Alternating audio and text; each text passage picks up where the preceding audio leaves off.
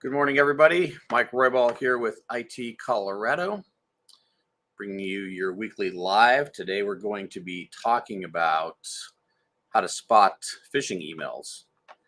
We really want you to be able to spot the red flags before it's too late.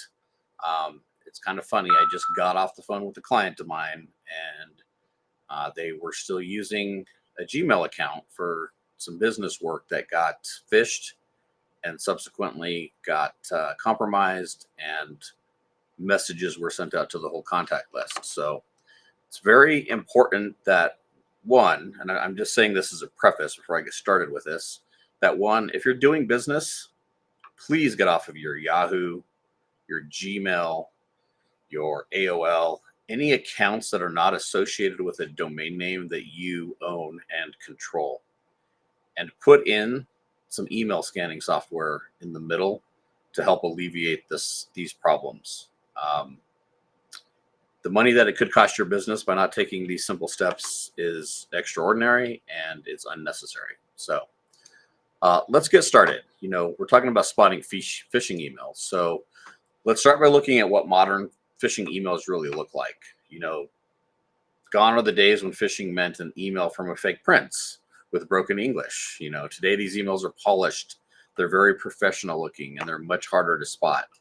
And attackers are creating emails that use accurate branding from companies like Microsoft or QuickBooks, Amazon, and in the case of the story I told you earlier, DocuSign. So they appear to come from someone that you know, like a coworker, a client, or a vendor. For example, if one of your email accounts does get compromised and they send these messages out to everyone in your contact list, it's going to look like it comes from you, and it's not good. It's very bad for your reputation. So these emails include just enough context to feel familiar or urgent. In the case of DocuSign, a lot of times these come in as a proposal or a request for bid, or something that in a normal course of business you actually want to see. It's like something that could make money for your business. So please be diligent. Some other examples: a message that says that your Microsoft 365 password is about to expire, asking you to log in and update that. Or an invoice attachment that you really weren't expecting, but it looked like it was from a known vendor, and you're going to check it out because you're like, why am I getting billed? And then there are messages that looks like it's from your boss, asking you to process a wire transfer quickly, or in some cases I've heard, buying some gift cards that you're going to give out to clients. All of these things are designed to create urgency and to bypass your natural hesitation. And they're effective, not because we're careless, but because they're engineered to look legitimate. Now let's go over some of the red flags that these emails often include. These are the details that attackers hope that you won't notice when you're moving fast or that you're distracted. One is the suspicious sender address. So look closely at the sender's email, not just the name. A message that says it's from QuickBooks support might actually be coming from an address that looks like support at QuickBooks with zeros for the O's, -update.co. So to the naked eye, this looks like a legitimate address, or at least something that is coming from QuickBooks itself. Number two, mismatched or strange links. So hover your mouse over any links before you click them. If the visible link says intuit.com, but the actual URL is something like secure.intuit-billing.ru, that's a red flag. Number three is urgency or threats. If the email says that your account will be locked in 15 minutes unless you act, that's a classic pressure tactic, and it's meant to force a quick response without thinking. Number four, unexpected attachments. So be wary of unsolicited files, especially zip, doc, or exe files. These can easily carry malware.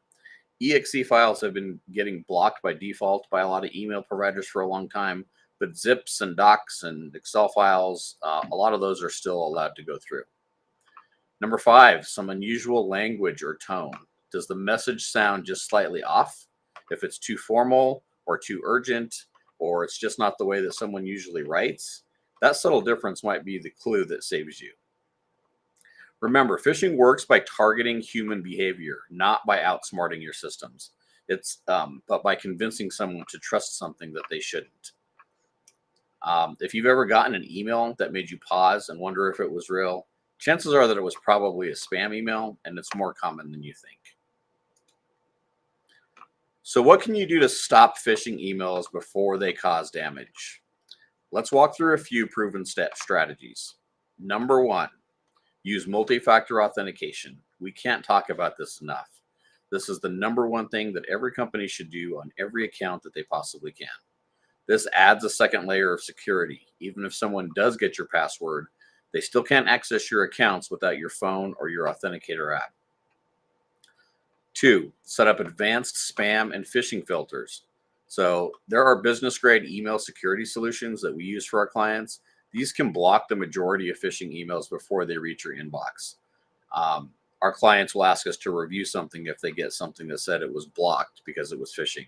That way, it's better to be safe than sorry. Microsoft and Google offer some strong tools, and we take it a step further by layering additional security for our clients.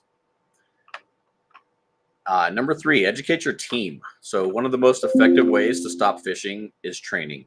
We offer regular hands-on security training, and we run phishing simulations to show teams exactly what to look out for.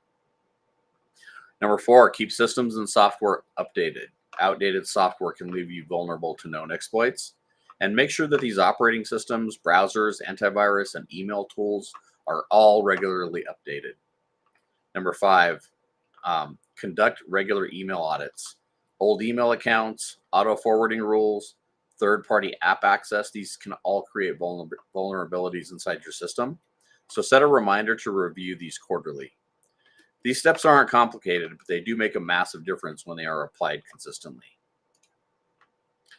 So I'd like to invite you to book a call with me or my team if you have some questions about this or about what else you can do. .com/book a call. It's down there at the bottom of the screen. So, feel free to schedule a call with us, and I'll spend 10, 15, 20 minutes with you and see, what we can do to help keep you secure. I appreciate your time. I welcome you. This is our new time slot, 10:30 in the morning for these calls on Tuesday. So I'll see you next week. Thank you. Have a great day. Bye.